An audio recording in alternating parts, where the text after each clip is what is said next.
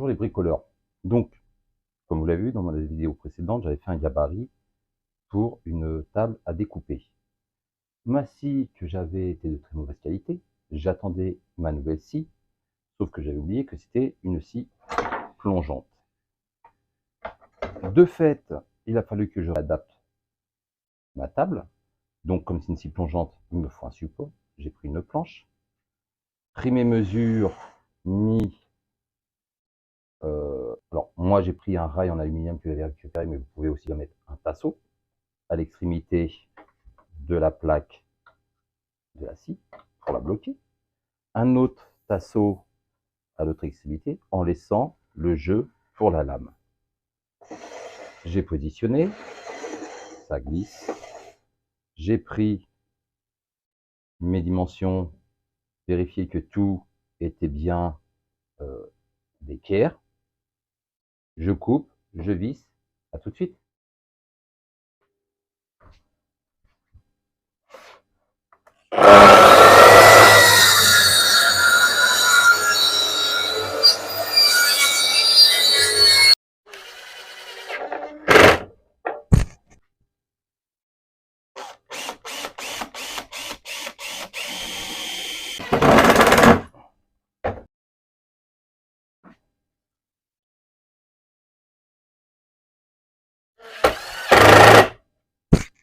Mes rails sont posés. Je suis bien droit. Ça coulisse.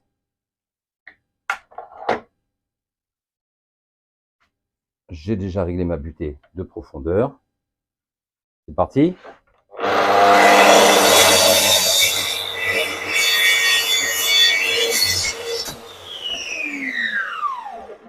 Test avec un morceau de mélaminé.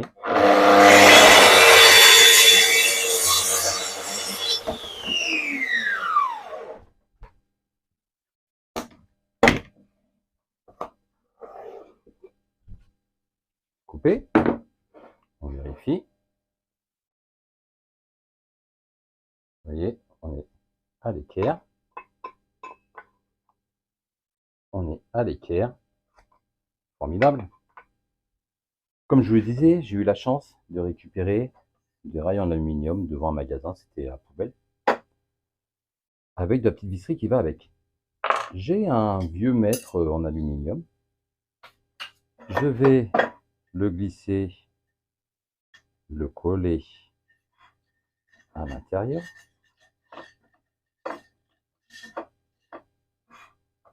Utiliser ce système de serrage qui va avec. Ce qui fait que je me glisse dedans. Ça me permet d'avoir ma mesure exacte. Mais il me faut une profondeur. Je n'ai rien. Donc, je vais récupérer un aide-marche en aluminium, faire un trou, y fixer cette visserie, et comme ça, je pourrais faire coulisser à 10 cm, à 5 cm, et j'aurai une butée. Lorsque je voudrais couper, j'aurai une butée. Si c'est pas assez large, je viendrai y mettre éventuellement un petit tasseau, comme ça, je serai bon. Et si je renforce, vous voyez, mon morceau de bois ne bougera plus. Donc, j'ai positionné mes rails, j'ai fait un système de butée qui me dit que lorsque je suis à fleur de ma lame, je suis au point 0. Parce qu'effectivement, si vous mettez le point 0 ici, sans mettre une butée qui correspond à cet écart-là, vous aurez 5 cm d'écart. Particularité, c'est que ma bande de mètre, j'avais pas fait attention, elle commençait à 10. C'est une récup. Donc quand je vais couper, je sais qu'en fait, quand je mets à 20, ça sera 10 cm. Plus tard, j'achèterai une bonne bande de mètre pour être sûr de ne pas oublier. On va faire le test. Donc, je veux couper 10 cm. Je place mon tasseau, ma butée à, donc, en l'occurrence à 20, puisque mon mètre débute à 10. Donc à 20, je serre, je mets en butée. Et on y va.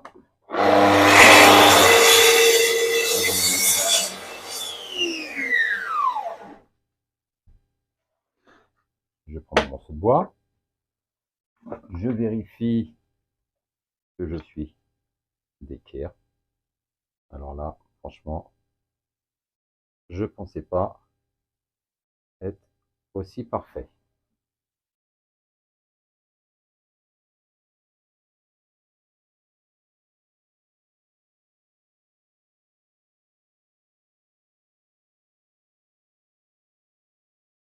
Maintenant, 10 cm, on y va.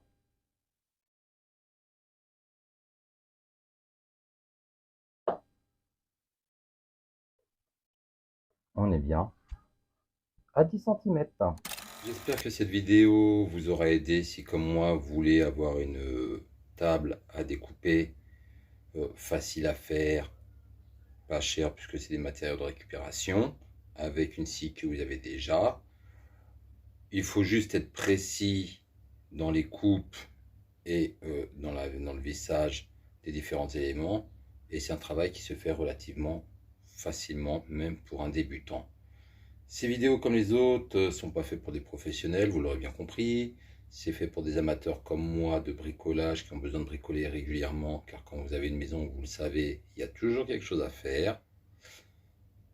Je vous souhaite un bon bricolage, amusez-vous bien. Un pouce en l'air, ça m'aidera. Des abonnements, ça sera encore mieux. N'hésitez pas à laisser des commentaires.